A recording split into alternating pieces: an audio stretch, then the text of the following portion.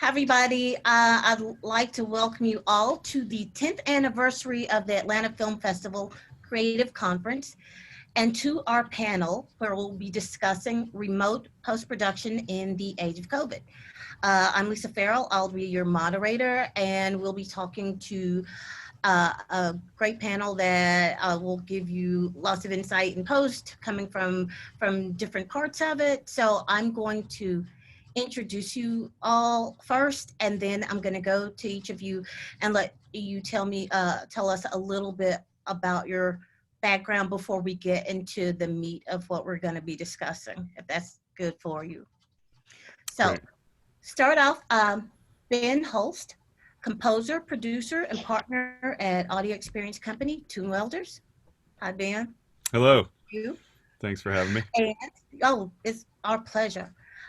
Next, assistant editor, post coordinator, and screenwriter Inëz Czymbor. Hi, Inëz. Hi.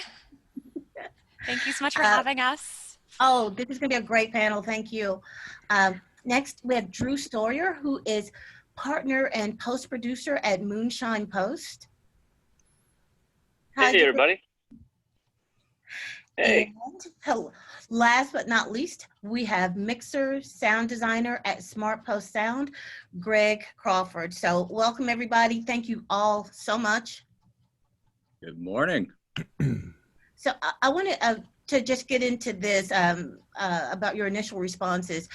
The thing about this quarantine, I feel as though it kind of like rolled in kind of slowly. Like after we got back from Sundance, there were all of these rumors of people who were getting the flu, and then like later on, different festivals and associations were deciding whether or not they were going to go forward or postpone. And then boom, we had like the initial, like the lockdown, the quarantine that happened like around March 13th for us. I'd like to get, what were your initial responses to the quarantine, and how did you try to protect your business and your team during that? I think, I'll start, I guess. My initial response was fear. I was, when the whole thing kind of hit, and, you know, I got to admit that I live in a bubble a lot of times. I avoid the media, and I'm in the studio, and I just try to focus in on what I'm doing, and for better or worse. But, you know, when I realized the severity of this, I was working with a couple of classical Indian musicians, one of whom was from Calcutta, and he was over here kind of on a tour and did some recording on the tail end of his session, and seeing him sort of deal with the flight situation back to India and the way things were unfolding, that's when it really hit me hard. But we started the session, everything was, you know, hunky-dory, and by the second or third day, we were kind of just like starting to keep our distance from each other. We were sort of just very apprehensive, and we finished the work and stuff, but it started out for me, you know, kind of fearful, and then after that, I pretty much, you know, kind of just basically moved my operations home, and sort of ceased much in the way of, you know, interactive recording sessions. Do you have staff or crew that you work with? We have a couple of assistants. There are 3 partners. We're all essentially full-time, and then we bring in assistants as needed on sessions. So you were able to move them home? Yeah, actually we did. We had one in particular who stayed pretty busy with us. We've been working on some podcasts for a couple of different companies. And so we just kind of went to remote. Fortunately, he had enough equipment to be dangerous, and you know, had made his own investments, so that set him up. But we didn't have to outfit him or incur any extra expense to keep him busy. And Drew, I know that you're also responsible for not just you, but also for a team of people. What were your responses? How did you keep them safe? Yeah. It's about 12 of us in a building. The cool thing about Post is that there already did exist a lot of tools. By the way, I hope I'm audible. I hope I sound as good as Ben did. You sound great. But okay, good. But luckily there's already a ton of remote tools that already existed. So yeah, it took us about a week to pivot because we didn't really have the choice, because we were already in Post for like a show that we were actually doing in conference with with Ben's team, a Netflix original. We also had, 3 features, and they're all kind of looking at us being like, you can do this, right? And meanwhile, my team is looking at me going like, we could do this, right? And so, honestly, the tools existed, and because of the nature of collaboration in post, not having to be like, for example, on set and being able to be at computers, with the exception of certain audio arrangements, as Ben can probably attest to later in terms of having mix environments. It was actually kind of already in our DNA to go and just transfer immediately to home or a hybrid model. I'm not saying it is very, very much a welcome transition now, but at that moment it was definitely like, I think we got this, no problem. And so I immediately transitioned and everyone to work from home that could work from home, and then obviously followed the White House and the OSHA standards to keep, maybe 3 people in the building that could just keep the data rolling, Mhm. and so one man, one office kind of situation. And but I think, and this will probably be a question later, but yeah, I mean, our response time, we didn't really have, by virtue of already being in full swing of post, we didn't have any choice other than to keep moving. And then that, but I think it was done not just for my company, but for several, thanks to the tools and the investments at home, relatively easy for post. I think it already lends itself to that. So I was kind of happy to have that flexibility. I'm going to come back around to that because that is something I want to touch on, is like the how nimble post could be as opposed to the production world, the live action on set production world. So, but I want to ask Inëz, for you, because you're, I don't know if you usually work from home or do you usually go to work in the post house? So I typically jump around from production to production, and I'm not always working for the same company. But at the time that everything kind of shut down, I was working on a really large union TV show. And because it was for one of the bigger companies, when they shut down, it was a really different experience. It was because the union was so heavily involved, which is a good thing, because the union was so heavily involved, because this was a high profile company with, I suppose, the pressure of having to sort of set the tone for other mid-sized to large companies that make media content. It took them a lot longer to get up and running. I actually only started going back to work this week, since March. Wow. Yeah. So, but to sort of answer your question about working from home, they were able to figure out a work from home situation for some of us. It's sort of a combination structure, kind of like what Drew said, where the people who can work from home are working from home. The people who need to go into the office, I mean, they sent us like a 12-page document of like all the things that we need to do. Even though I'm not going into the office on a regular basis, we still have weekly COVID testing and all that kind of stuff. So even though it was a little frustrating sometimes to not be able to get up and running right away, I am glad that they have taken all of these security measures in order to keep us safe during a time of COVID. Mm-hmm. So overall, I'm really happy about what the company I'm working for right now has been able to do around this pandemic, because I recognize that like there are other larger companies like the one that I'm working for right now that they're still trying to figure out what they're doing with post. You said like a lot of the larger companies. I actually feel as though the bigger you are, the harder it is for you to make this turnaround and to make it work for you. I'm not going to inject too much mode in it, but I work for like a university, and so it's a massive job to try to navigate COVID. And, we work in emerging technology, so that's good. But a lot of the things that we have to teach are on a stage. So yeah, it's difficult. Yeah. Yeah, especially because for us, we are on the lot with, like, prior to COVID, obviously, but in March, back when everything kind of happened, we were on the lot with all of the crew.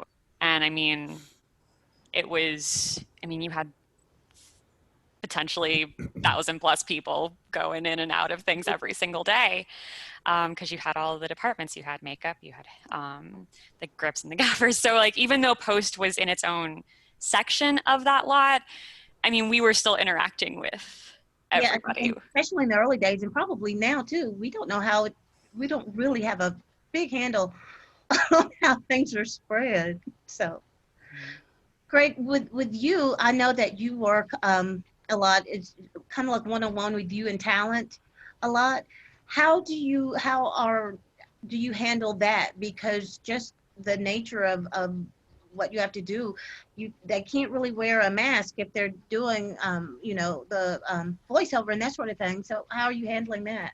Well, that's what we noticed. The first thing that stopped was the hugs. That was that started, and then we all did masks. But we've always met. You've worked with me. I've always met talent in the lobby. So basically, we, as far as on the ADR side, SAG's approved us, both Los Angeles and Atlanta, for the very reason somebody pulls up, an employee opens the door for them, puts them on the elevator, hits the button, I meet them at our lobby, and everybody walks back, and behind me there, I'm not only am I like 30 feet away from the talent, but I'm a room away. So none of us are in the same room together. So in that respect, everybody comes in masked, and then when they take their mask off in the room, when we have multiples, like we a lot of the shows were deep into post, that when they shut down, so we still would do 5, 6, 7 actors a day. So we now have way more headphones. An actor comes in, they get their own set of headphones. We wipe down the stands. So we're really conscious about it. Stuff we've done for years anyway, because in between talent, I've always alcoholed the headphones and stuff, and then we UV light the mics and the headphones and stuff overnight, and then set them back up. And every day, twice a day, somebody cleans. So we've been really conscientious about it. And then just overall, because of technology and the way things work, I can't tell you the number of times homes I've been in hotels, businesses. It's been a crazy scene. We were on a feature when it first started, we were really close to finishing all the dialogue, and then got a little dicier. So the actor wanted to finish the rest in a home. So we've done a lot of that, which kind of counterintuitive, thinking we always try to encourage folks to come here because it's way safer to walk here, and especially early on, these actors I was working with, they've all traveled the world. And so they're asking me to come in. But it's all worked out. On the ADR side, we were surprised that, you just find ways to make it work. I got 100 stories of crazy things we've done, or where we had an actor decided not to go home and was in a hotel and had a big project. And so we had a setup where contact lists, VPN, a computer and microphones and everything in his hotel. Whenever he's ready to record, the people in London can hit the button and follow the session. Well, the very day he's going to start, they start building a hotel next to his hotel, and pile drivers start going. So we wound up coming here, and after the first session realized this was, multiple reasons. Human contact is a better place to be. So that's long-winded, but so far so good for us on the ADR side. No, that wasn't like what because I want to hear some of all of your stories on what you had to do or to MacGyver together during the course. Well, speaking, including MacGyver. Yeah. But what's happened is that, so there have been these crazy little peaks and valleys where there was a time, okay, everybody's locked down, we're not coming in, especially leads, can't do that.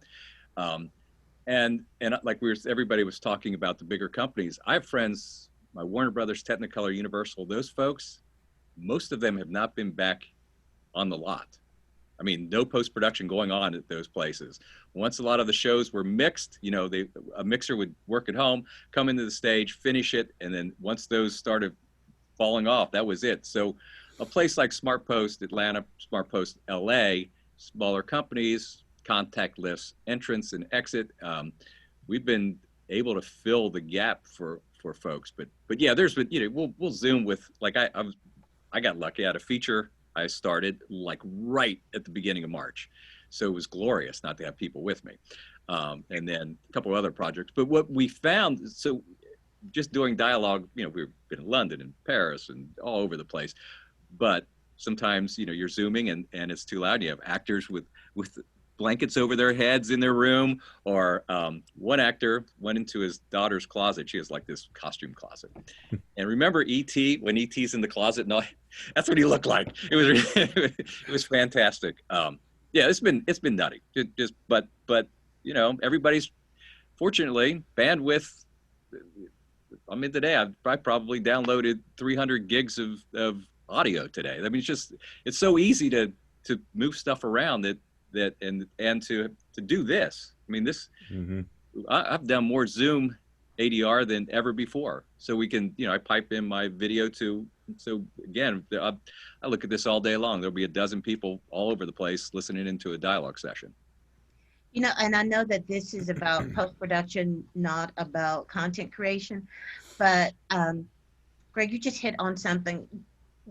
What, any of you, do you have opinions on what you think the content that is being created right now during this time, what it's going to look like as opposed to, you know, back in the old days when we can touch each other?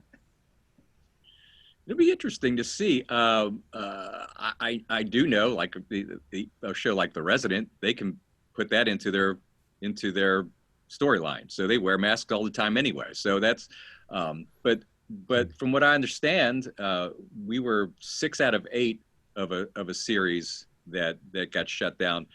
But I've heard they're all back, and it'll be interesting to see if there is any difference, because I would imagine the biggest issue is going to be just backgrounds. They're going to have, you know, it's just going to be more one, 2 people in a room, and not quite the big set pieces, you know, with background actors. I think that's going to, and I don't know how they're going to do that. Drew would probably know. Are you going to, or you got, Inëz, is it a lot of going to be green screen? I've seen the green screen thing they put in down at Pinewood. That was pretty groovy. There's all kinds of crazy ideas. And Lisa, well, that's what you guys kind of are into. Yes, that's one of the, well, I'm not going to interject too much of my stuff into it, but yeah, we're super swamped busy because, you know, even things that were going to be live action, people are turning them into animation. So I'm still freelancing a lot of animation projects because that's, you know, that's picking up. But Drew and Inëz, you two are getting footage. What is it? I mean, what is it looking like? Are you seeing any differences? I'll let Inëz take it because I want to hear what she has to say first. Okay. Well, I certainly, because the project that I was working on was a pre-COVID project, they're definitely trying to maintain that sense of normalcy, at least within the 4 corners of the screen that I can see. But I do know that, especially for a lot of these scenes, there's been a lot of choreography that's needed to change in order to minimize the amount of contact that's happening. Once again, huge green screens, plans to sort of like digitally add in people kind of milling around. And I know for any sort of scenes where you can't really avoid that contact, I know that the protocols around those are pretty intense. And so once again, being an assistant editor, I can only really say what I can see from those 4 corners of my screen, but that's what I'm noticing right now in the footage that I'm receiving, is that they're trying to maintain that sense of like business as usual as best they can, while also implementing all of the safety protocols that need to happen. Mr. Sawyer?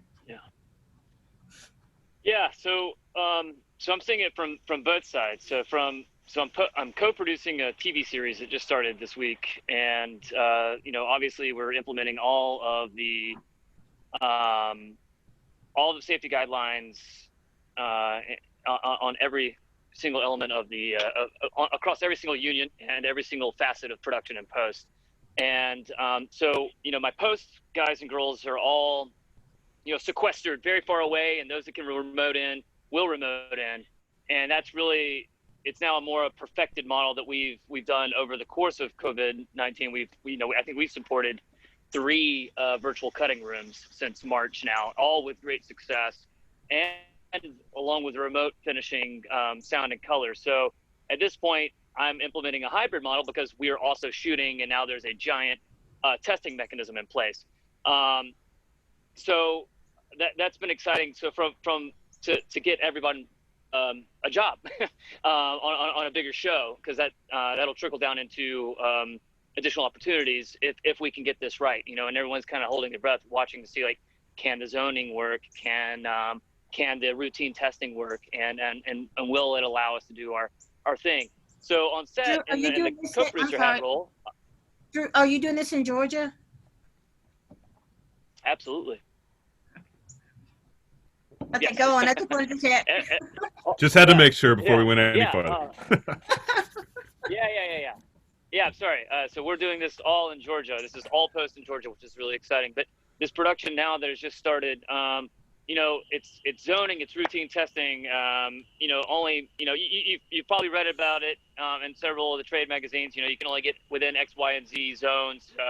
The closer you get on the inner circle, the more zone testing there is, the more distance and protocol there is, especially associated with talent. Like, I'm not allowed. There's no more standing around behind the behind the video hubs watching with everybody. It's very much know your role, be very careful, and stay in your zone. And we've implemented French hours, which is their powers in those limitations. We've been, it's only the very beginning. We've been making our days, but we've been the footage that's been coming in. Yeah, it has a little bit more green screen, straight up. We're not able to go and get those bigger establishments. We're doing very defined stage work, and but so far from a storytelling situation, it's sure, I know it's a very hard practice and protocol for production to maintain, but it's had little to no impact so far on the storytelling side of what we've seen come in from the footage. It's just a little bit more heavy lifting on the VFX side of things. That's definitely that is 100% impacted this show and every single show I've worked on the last 6 months. I'm going to circle back around to that too, because I want to talk about budgets and scheduling. But before I do, Ben, I know that you've done some animated projects, correct? Like Archer, that sort of thing. Are you seeing more of that coming in now for you during this time? Yeah, definitely. And in fact, the project that Drew alluded to that we worked on together that we're just now nearly finished with was pretty much an animated series that was shot with live action on green screen. It happened to be shot well before this whole thing happened. So, with great luck, we were able to finish the piece. It all went into post, sort of ahead of the curve. But what I'm seeing are a lot of pitches that are being, sent out, and I've been working a lot on those, on composing and post-production, on very short, 5 to 7 minute little sizzles to pitch for new animated programming. So I've definitely seen a boost in that, and podcasts as well have just kind of gone through the roof as far as people being interested in doing those and figuring out how to record remotely so we can kind of piece them all together and make it sound like everybody's in the same room, sort of thing. So folks are getting creative. It's actually kind of interesting. And listening to what you guys were just talking about, I was thinking to myself, what a great opportunity for writers to stretch out and really focus on dialogue and maybe stories that are not so dependent on all this extravagance, but still, like Drew said, good storytelling. It's an interesting opportunity. You know, But it's interesting that you say that. I learned how to break down a script by reading older scripts where they did, you know, they had to depend on the dialogue. There was no like Harry Potter effects and all of this. So you're right. I think it would be great if that is one of the things that sticks from this time is good dialogue and character development. well, it's kind of reminding me of sort of when the writer's strike happened, and I wasn't terribly involved in the business at that point, mainly more in music. But you know, the pivot to reality TV. Okay, the writers are on strike. Well, we'll figure it out. You know, and so now here we are. We just got to go. Okay, well, let's focus on this closer shots and more actual value to the words that are being said than the action. I don't know, we'll see. I'm optimistic, very optimistic. Yeah, you know, this is an industry where we've had to just do things a lot. You're on set and you've got to like figure out like, oh, we don't have a dolly, let's get a wheelchair or something. So I think, you know, we were made for such a time as this. Yes.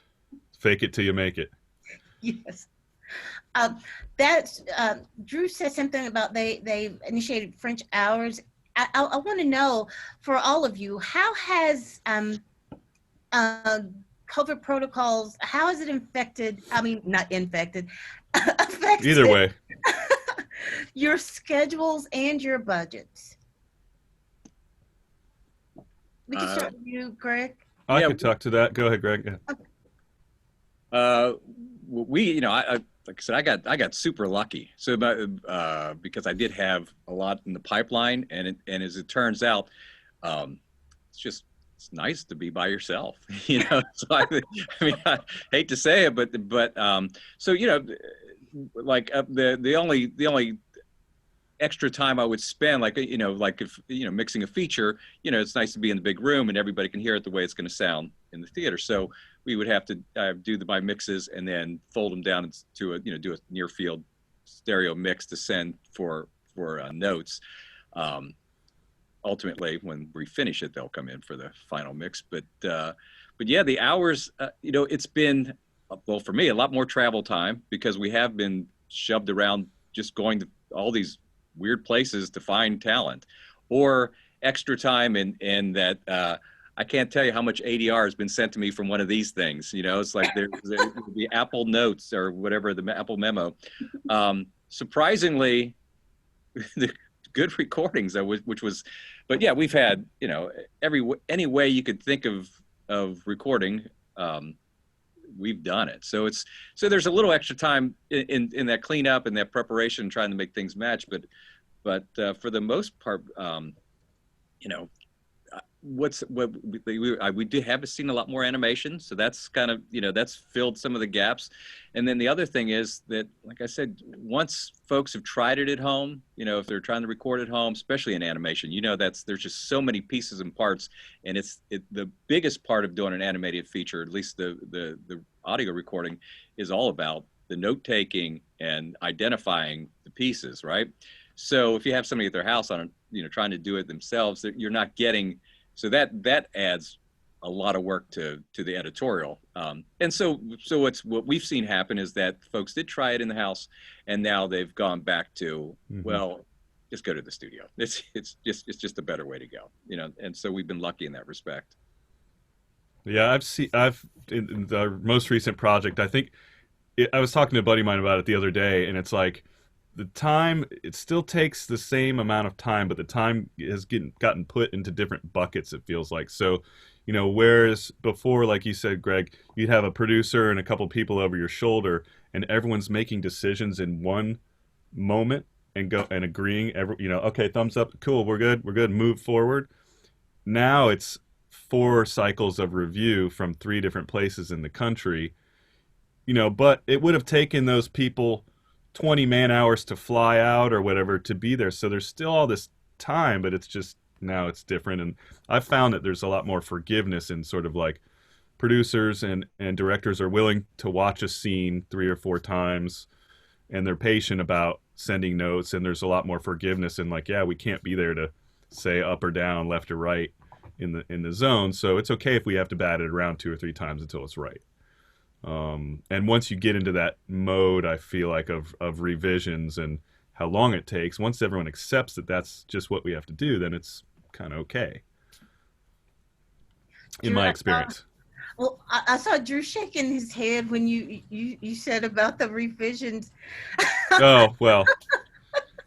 I want to hear what all of you are thinking. Oh, I think that there is. I love the remote capabilities and the scalability it's given us as a company. You know, this is my business owner hat on now, and the ability to actually flex these remote cutting rooms and then also work with people directly, regardless of time zone, immediately. But it's just funny because, you know, Ben and I were on this show together, which luckily, kind of similar to what Greg was saying, happened to go right into the pipeline right when everything was locking down. So we had a couple big logs in the fire. But it's an international show, and I'm always just laughing at the irony of the fact that we have these amazing tools that allow me to real-time collaborate with someone in LA, but it hasn't really changed their ability to give me notes back on time. So.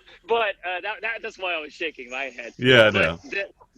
But the turnaround times, and you know, I mean, I think what kind of spurred this original question was kind of like budget and stuff, and yeah, I mean, like there's been additional budget added for, you know,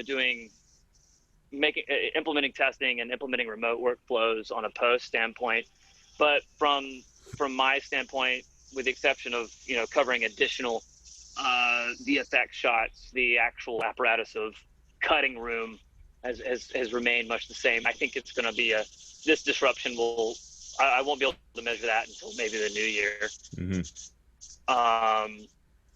But so far it's been, you know, like the girls can still cut, you know, the guys and girls can still listen, the guys and girls can still color and share it.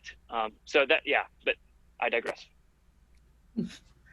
Inëz, I don't know if like with you just now starting up again, if you can answer how it's affected your schedule or not, but if so, I'd love to hear it. Well, I can sort of answer that question. Because the project I'm on is in the reshoots and additional photography phase, and as a lot of people in post know, that's always like insane hours. Because I'm working from home, it's still those insane hours of like reshoots and trying to get everything turned around as fast as we can. However, I know for those who are on the lot, on set, editors who have to go in to the office, I know that they are trying to be a lot more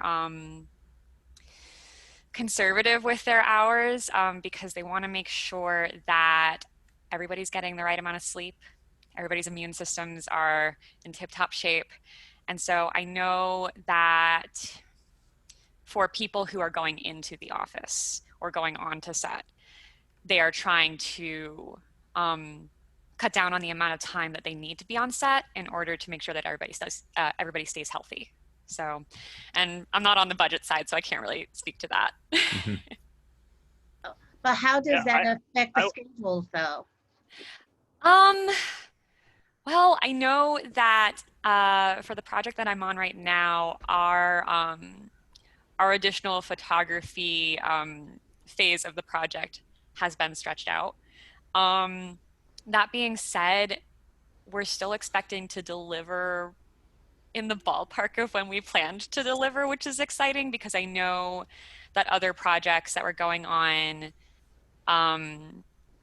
concurrently with the project that I'm on, I know the other 2 projects that were going on, they got delayed. But we were fortunately in a good enough position with what we had already filmed that we're experiencing like maybe a 2-week delay. It's not a huge delay at all. So Drew, I cut you off. exciting. You're going to say something? No? Okay, No, yeah, I'm good. I have another question, kind of in a different vein, away from budgets and schedules, but you know, Georgia, just in July of this year, we were like rated the #1 place for production again. And I've been on like a number of like committees and meetings where, you know, everybody is stressing about creating the protocols for production for people to get to work. And you can agree or disagree, but I really think that the state may understand production or think they understand production more than they do post-production. So I don't know if they pay the same attention to creating like protocols for us as they did for the, you know, on-set people. Have you had to create your own things? And if so, could you share what they are? We've, well, like I said earlier, we had to get approved by SAG, first of all, and just laid out what we do. And I think the GPP, wasn't it, didn't they have some survey or something? I know Kathy Gray filled that out for us. It was the working group, I think. Yeah, but just little things like even when a loop group, you know, generally you're going to have 8 to 10 actors in a room together. So you had to get creative. We asked for married or cohabitating partners. So we did 4 groups of 2. And so I was able to set up, you know, the room's big enough where you could have people 8 to 10 feet apart. You didn't get the movement you usually get in loop group, but it's better than having 8 or 10 people in their homes doing the loop together or doing it via Zoom. And and cutting that together takes forever. It's just tedious. So those little things, but I think everybody's all on the same page. Everybody wants to be safe.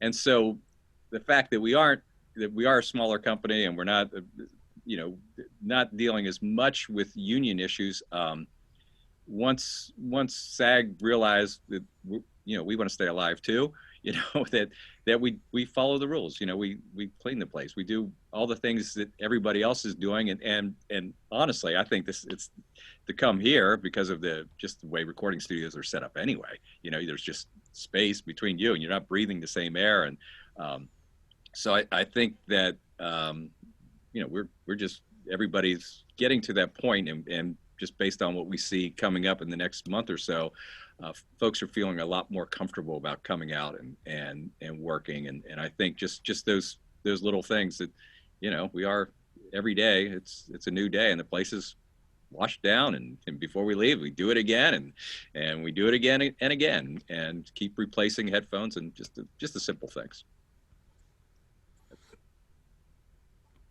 That's all I got.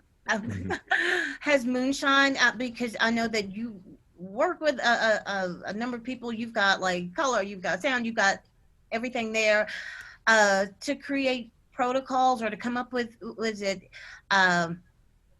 did you follow the guidelines and just retrofit them so they fit in with a post house? How did you come up with ways to keep not just your team safe, but any of your clients or anybody who's coming through? Yeah, I mean, there was definitely a learning curve at the front end when we went basically virtual. And there really is no substitute for an in-person collaboration. You know, someone in the mix with you, as we found out, you know, within 24 hours of going virtual, you can't really substitute that, because that environment, you know, means a lot to your ears. Especially with color, because they don't have the same monitors at home. Well, that one was actually a little easier obstacle. And then editorial as well, you know, screen sharing, low latency stuff, that was really easy to pivot. Color, we actually implemented, there's a lot of already really awesome streaming options, like there's Streamcast and Evercast, or sorry, Streambox and Evercast. And those became, I mean, I think, yeah, I wish I had, well, they're both private companies, but, you know, I wish if I could invest in them, I would have immediately. But like, you know, that became the go-to. So immediately, you know, within weeks end of the lockdown, you know, we had 3 virtual rooms open, and we were coloring West Coast, you know, at the drop of a hat. But, you know, we were actually already doing that before all this went down. So, because we were already trying to offer that extension to our customers and our storytellers, because we wanted everyone to make sure, like, hey, you can come shoot in Georgia but and post in Georgia.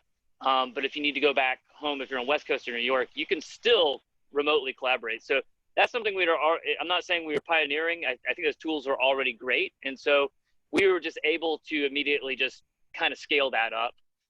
So the color side wasn't so hard. Really, the hardest obstacle, and I'm sure Ben and Greg will, shake their heads, but it's just like, you can't get anybody in that room, that mix room, so they're not going to hear what the room sounds like, or what that big room, or what that. So we had to technologically reach out to our studios and our networks and say, like, hey, what can we actually prescribe for home playback and listening that can offer what network and studio wants their EPs or their listening or their showrunners people to feel and monitor, to give back responsible notes. And once, we got a list from every single governing body or technological governing body within those studios and networks that immediately said, like, we recommend this sound bar, or we recommend this protocol, or these headphones, or XYZ for optimal playback. And once that, everyone scrambled. It was a heroic effort to get all that down on paper, and also change, the security guidelines so that everyone could work from home safely and store data remotely, as opposed to having to air gap it and be on site. Like, everyone all of a sudden goes, okay, this is the new normal. You're working from home. We have to do this, or else we get no TV. So, when you threaten them with no TV, everyone rallied. And so the audio part was definitely one of the hardest to piece together, just because, like you said, not everyone has the same standards of quality at home, especially if an EP's working from home. So, but once we got everyone situated in their rooms, the cuts just kept on rolling, and everyone was safely working, collaborating at a distance. Yeah, I think one thing that helped us out is that Chris Nicholson and I got on the phone before we really got locked down, and we kind of buddied up going into the final mix. We were the composing team, and you guys did the post, and we just got close, and we were in daily communication, basically checking in, making sure we each knew the other's deadline and what we were up against, so we never we never screwed each other up just out of ignorance of not knowing what each other was dealing with. So I think it's a huge bummer that I still haven't gotten to hear my score played through an Atmos system, but like, we just took us more communication, and hey Chris, how's the low end feeling over there? Are we doing okay? And now I have a new friend in the situation, rather than just lumping a bunch of audio over to some nameless, faceless person who's taking care of it. So that's kind of a value add that I didn't expect going into this, because there was I think we really managed any potential friction in kind of a screwy process. So that was an interesting aspect to the whole thing for me, as far as delivery went. Yeah, we've been lucky. I still have had folks in for finals, but again, I'm 7 or 8 feet. They sit behind me 7 or 8 feet away. So it's really we don't do it every day, which again, I enjoy doing most of the work myself. But yeah, any of the final mixes, especially the theatrical stuff, has all been still back in the room. Everybody just wears a mask all day. That's just just the way it is. But we've been lucky that at least so far the folks we're working with, and I have it looks like we have bookings coming up, the same deal where we're going to get to that point where it's just you have to come in, and folks seem a little more willing now to do that, as long as everybody's masked and follow the protocols. Yeah, it is hard to because it is hard to duplicate. But like I said, if that's just a little extra time just to send out references, to do basically take the Atmos mix or the 5.1 mix and bounce it down into a nice stereo version, so they can listen at home on a laptop or whatever they're using. Mm-hmm. Yeah, and you minimize that studio experience to the key players. Yeah. The couple of music sessions that I've had since, it's like, all right, I just want to work with the singer. I don't need the singer's boyfriend or anybody else to show up and enjoy the 4,000 square feet to yourself, and I'll be in my little 9x12 room, and everyone's gonna be just fine. Still, sometimes you still get you'll still get friends stopping by. I mean, that's the Oh yeah, some things never change. right. So far, so good. Yeah. So that leads to a question. Is there anything that has been put in place now because of necessity that you want to hang around or you want to keep implementing going forward when this is totally done and there's no virus? Yeah, I this is from a business owning standpoint, and the flexibility and scalability of post from home for editorial has been invaluable. And also the power and limitations of limiting the sessions to the, as Greg said, it's like, yeah, I come in and wear the mask. And Ben said, I really just need to focus on you. I don't need the 8 people that don't really need to be here. Of course that will balloon over time again once it's safe, but like the power of the limitations has been immense for us, because I was shocked within 3 weeks of seeing everyone pivot to remote editorial that they were actually being more efficient and happier of delivering their cuts and getting actually more creative because there weren't so many micromanaging hoverers and helicopters around them. And I saw stories benefit, from watching people edit from being the guy watching people edit over their shoulder for 10 years. I saw my guys and girls immediately produce really great storytelling results more efficiently and happier. And I know that won't always be the case, but I was, like I said, I was shocked and thrilled to see that. And so if I can leverage that for my team so that we can collaborate more strongly and under better circumstances and in better situations, then yeah, why wouldn't I want to keep that going? That's been great for us. I totally agree.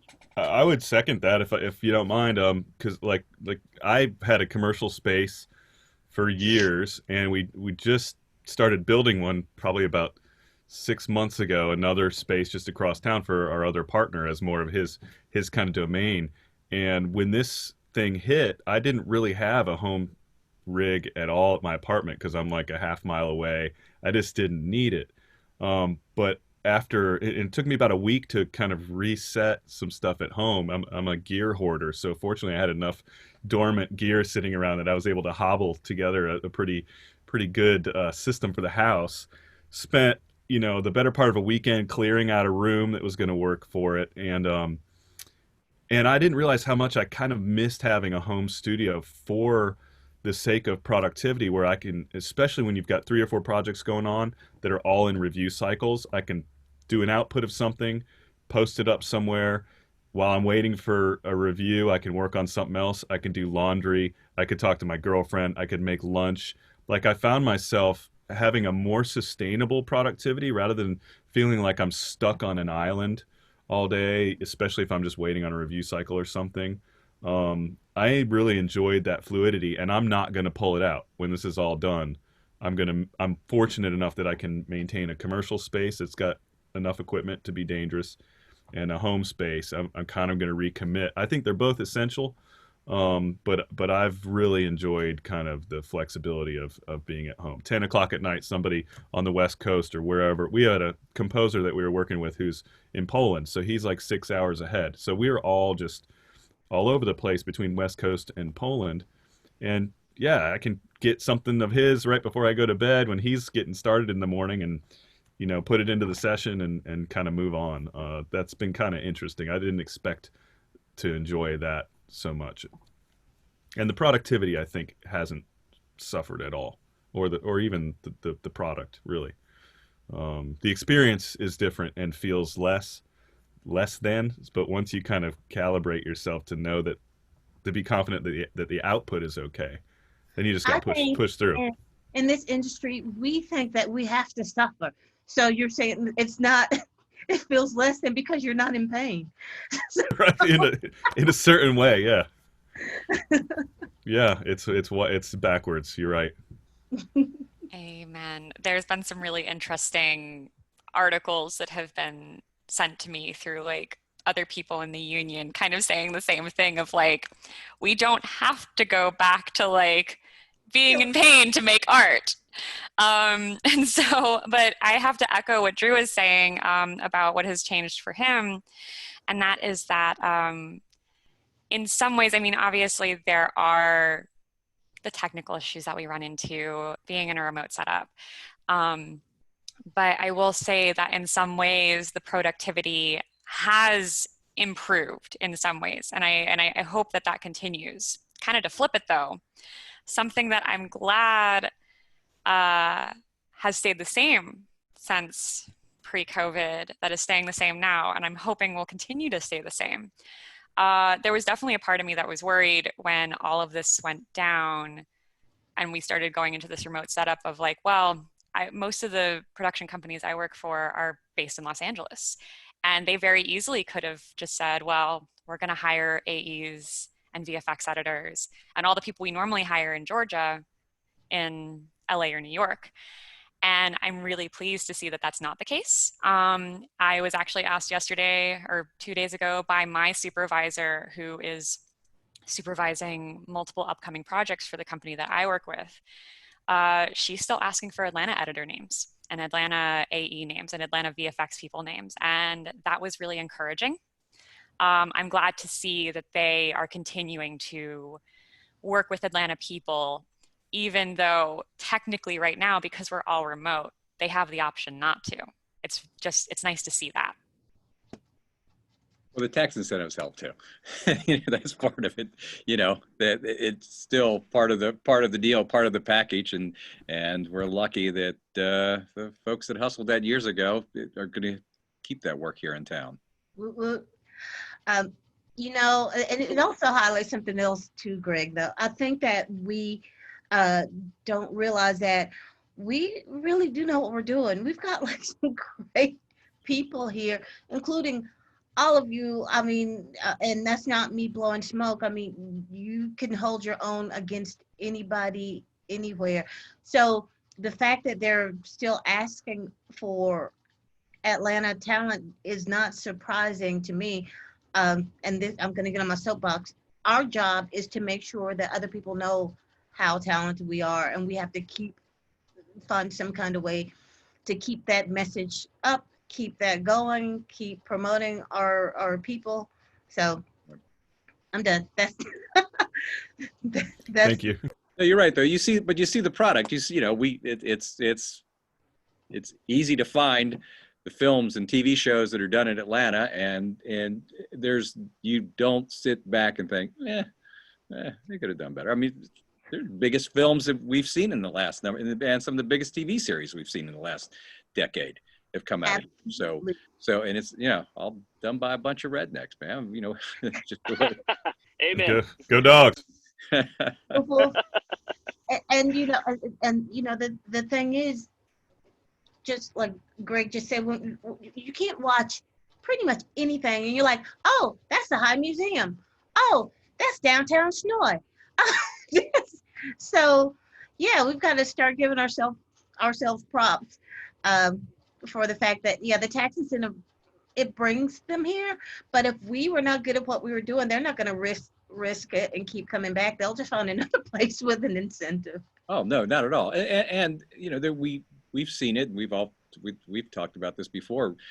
Honestly, it's the amount of people moving here. Actors in particular. Actors have been just fell in love with being here, the lifestyle, the cost of living. I've had actors say that first time they went to the grocery store, they thought, oh, they didn't ring it all up. There's something clearly went wrong here. And week after week after week, it's the same story over and over. And now more producers and writers are thinking, well, why am I making the trip? We're here, let's just stay here. So slowly but surely, I think, I don't know, it's something about being out here. People do soften up a little bit, it feels like to me. Oh yeah, And that leads to my next question is, have y'all seen any uptick in future work coming in now? Oh yeah.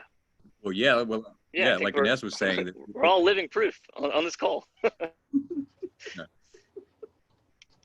yeah, right. Because like Inëz, you're same deal. There are a bunch of shows we were on that literally were just there and then boom, gone. So so now I can just tell by looking at the book, I can who's in town, because most actors have side hustles. Either they got an animated piece or the previous movie they did or whatever. So when we start seeing, oh wait a minute, they're back in town, or he's back, so we're starting to see that trend that the stuff we have booked out a couple of weeks from now are actors I thought were still home, London, LA. And so yeah, it looks like production, right? Drew, you guys are in the middle of stuff. Everybody seems like there's there's a lot going on. And speaking about the writer strike, Ben, you brought that up earlier.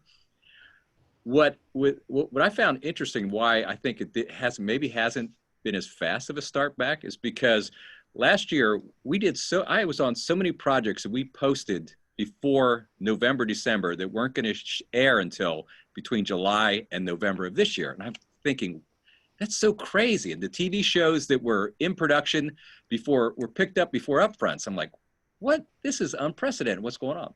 Well, the thought was there was a writer's strike looming. So and this is just, I'm speaking out of school on this. But, yeah, I had no idea. But the network, the big studios, it seemed like everybody was hoarding content. There's still stuff I did that we finished so far last year that nobody's even seen yet. I always imagine the warehouse at the end of Indiana Jones has all this stuff sitting out there just waiting. That's wild. Yeah, it was crazy because it was an actress that told me, that was her theory about the writer's strike. Because I'm thinking, gosh, because a lot of these shows too are young people first time, and this is big 1 and 2 on the call sheet, their own shows, and no, they're not allowed to say anything about it. They're not going to show up for 9 or 10 months. And I thought, that's just odd. And then somebody explained that to me. I said, oh, maybe it's not odd. But now that warehouse is emptying out, so we get back to work. Yeah, it's I think I've binged all of the good stuff, and now I'm afraid that's why I'm asking y'all. Something else is coming, right?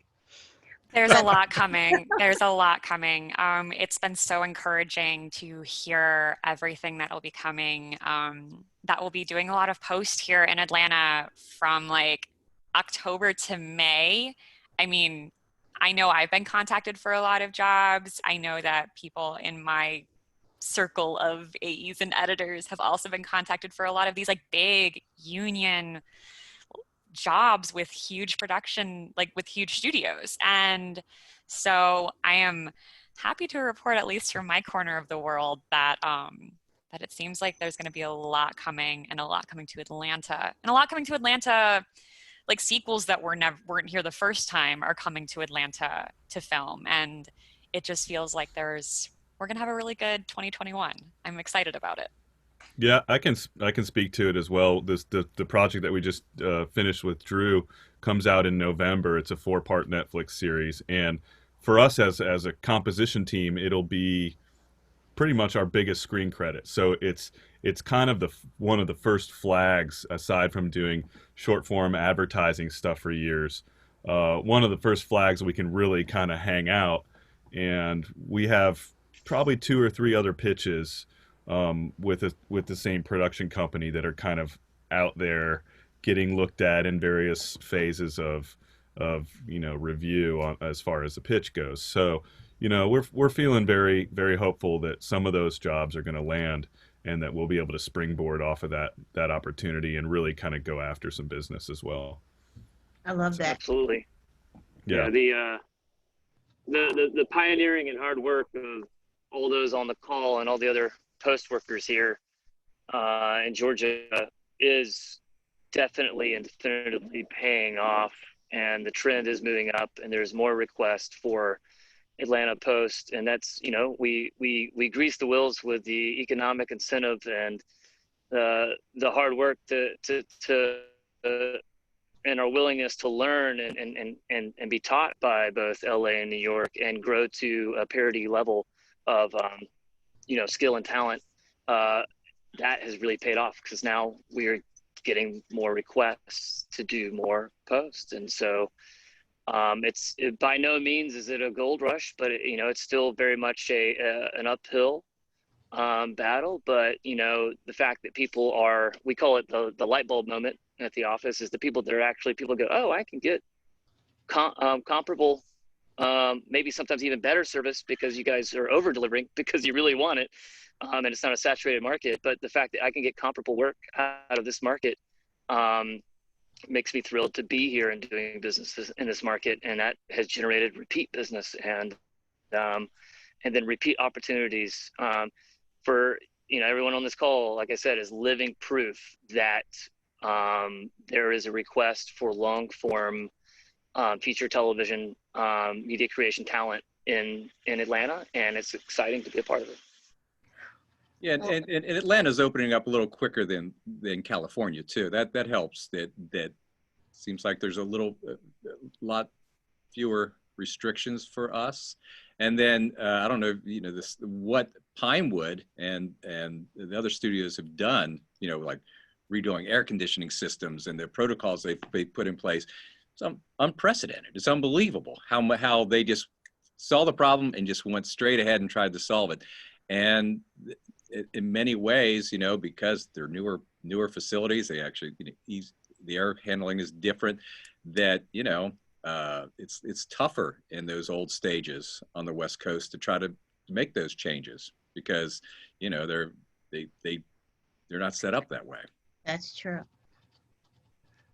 Oh, I know that like Eagle Rock, Black Hall, I think maybe Third Rail, all of them, they've been saying how people were chomping at the bit. Like, when are y'all going to be open? When can we get back in there? When can we shoot? So even early on, I'd say maybe April, Lee Thomas was like, don't despair. It's going to come back. So yeah. I have a question about kind of like, because of what we've been going through. I know that like the OTT has seen like a surge, the platforms, the Amazon Primes, the Roku's, all of this, and even like what we're doing right now. Are there any not restrictions, but any new things that you have to do because the platforms seem to be evolving and changing and moving? It's pretty much, I would think, pretty much the same. I think, yeah, whenever you're doing, like I was saying, when you're doing the theatrical mix, you definitely I pay more attention to making sure that there's a good stereo television mix that accompanies that, because I think that's what everybody on the planet experiences the same. There's two things about Netflix that drive me crazy. First of all, Dun is 100 times louder than any of their content. I've spoken to them about it on multiple occasions. Nobody seems to listen. Secondly, with their, Atmos is their delivery system. So now it was tough enough for people to try to get a 5.1 mix to play back in stereo, because in a big room, it's physics more than anything. But that's why you're constantly messing with your remote. The music is always way too dang loud. And it's because nobody really takes the time to go back and make a good stereo mix in a near field environment. So now when you add Atmos, you add extra speakers, it's really gotten out of control. So I think overall, and maybe the content creators are now, maybe this is going to change too, because the folks that are doing the mixing and they're doing the down converse or whatever are watching more at home, and rather than theater, thinking, wait a minute, I got to change my methodology, because what I'm delivering, where 99% of the people are seeing the films and TV today, it's not in the theater anymore. So I think that might be a change in that maybe we won't be reaching for the remote as much. At least if I'm mixing it, you won't be. Amen. Go get him, Greg. Dun dun. I'm with Greg on that. I knew exactly as soon as he said, I knew exactly what he was talking about. So I'm totally with you. Yeah, I cannot believe this. We're down to 10 minutes left. So yeah, so I would like to know, is there anything that you feel that that I've left off that you want to talk about? It's kind of in place of our audience Q&A. If you want to bring something up, if not, I've got more questions. I think there's one thing I'd like to share, that maybe can be a bit of an encouragement for composers in town, of which there are many great ones. When on this project that we're working on with Drew, we started developing music for the series before the pilot was even, the little 7-minute sizzle pilot was even developed. Because of our relationship with the production company, we started talking to them about this well before they were even shooting it. And so from the start of those initial conversations to the delivery of these 4 episodes, which were essentially 4 movies, they're all anywhere from 40 to 50 minutes long. It was like a 2-year, maybe 2.5 year, what I would call like a sales cycle, or, from like start to finish. So you really, I think you have to be patient in your evolution as an artist and your evolution in the craft, to whichever degree you are in the craft, to really enjoy those results. So if there's something I could encourage people, is just lean into that patience a little bit more, and enjoy the process as best as you can, and just continue to find ways to be helpful to people that you want to work with for the rest of your life, not just for the next year or so. Look long, and I've seen it really pay out in my career, which somehow seems to be continuing forward. So that's all I'd really like to share with everyone out there. I love that.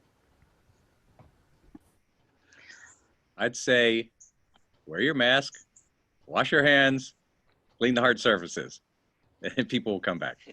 Yeah, be safe.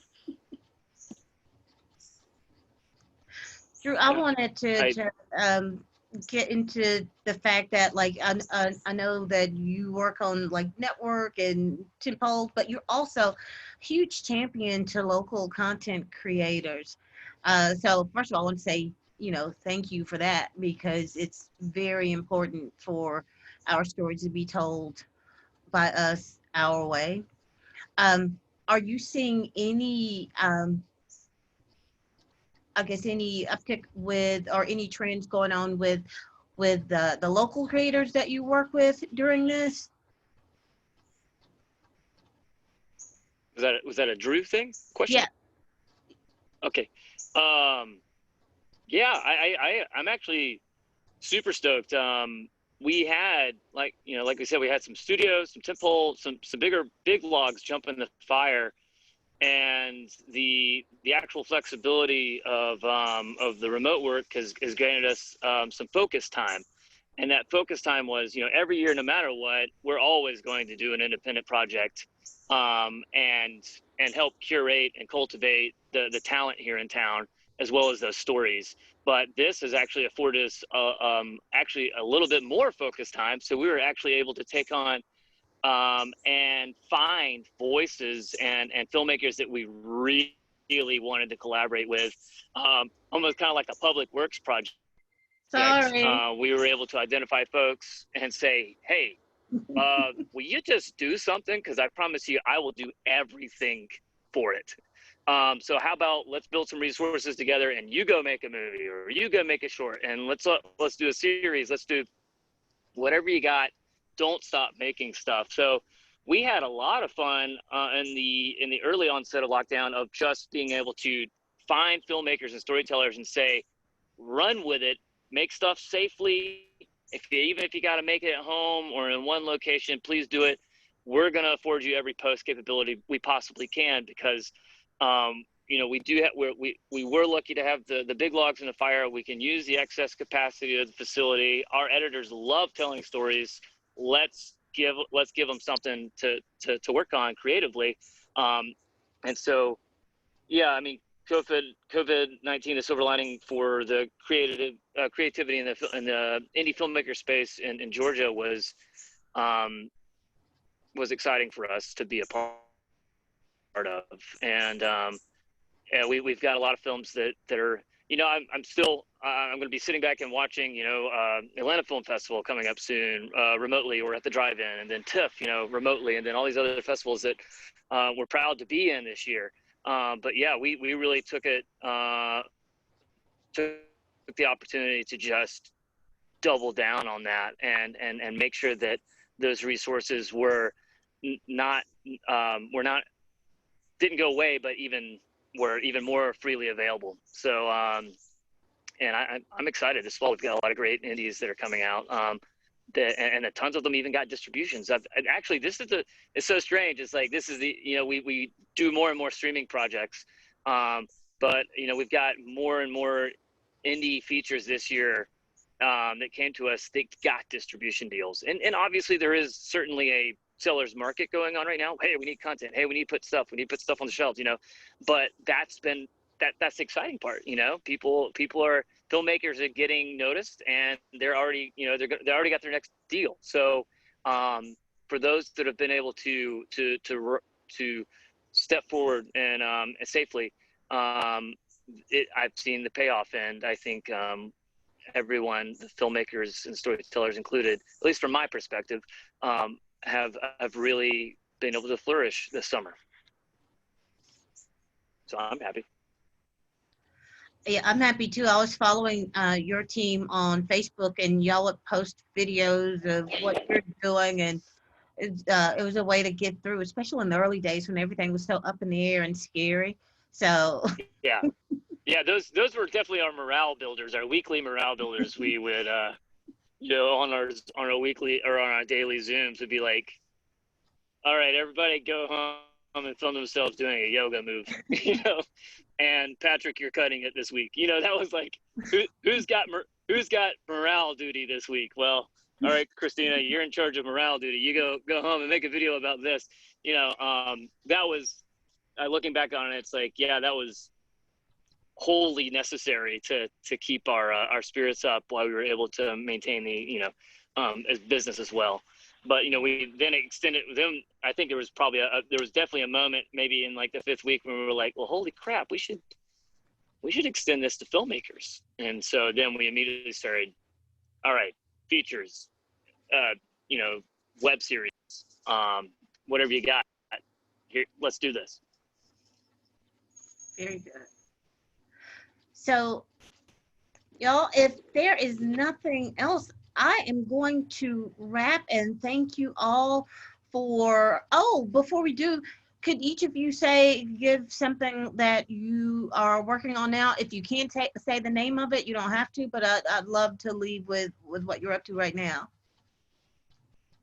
Well, I like Drew was saying, the local independents, I'm working on a feature that first-time filmmakers did, and I think it's actually the most beautiful film I've ever seen come out of Georgia.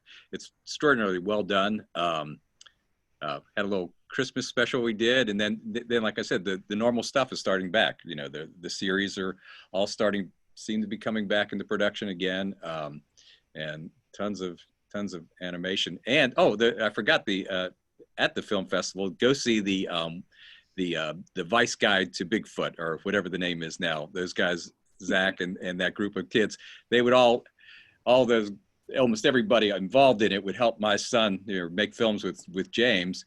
And so he came to me last year and said, hey, we got this film. And I said, well, we'll send it to me. As long as you guys don't bug me, it's on the house. This is just fun.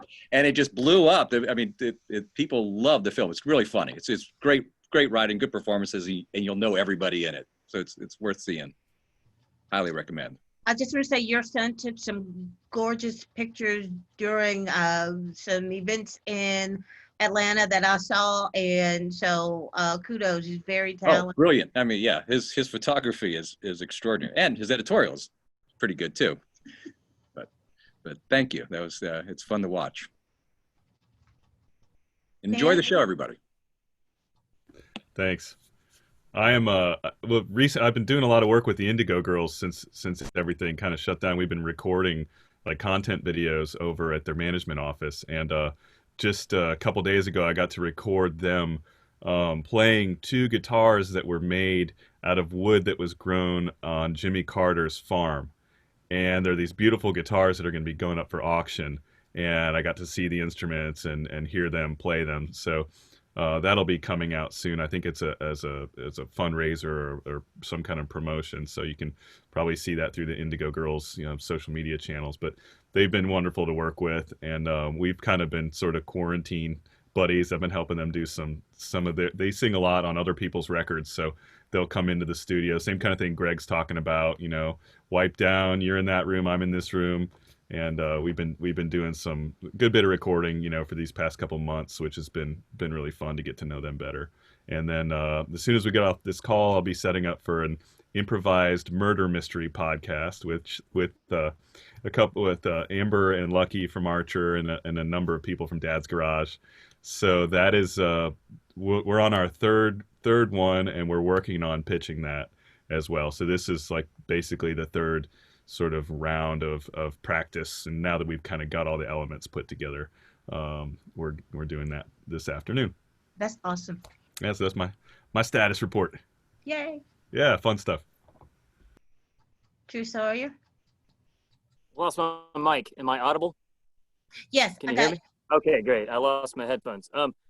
I am excitingly starting Creepshow Season 2. I am very proud of Creepshow Season 1. I led an entire Georgia Post team to create a really great series, and they are back, and we are doing Season 2 right now. I've got a wonderful team of guys and girls that I truly admire, working with my heroes that actually got me in the business as a 15-year-old film lover.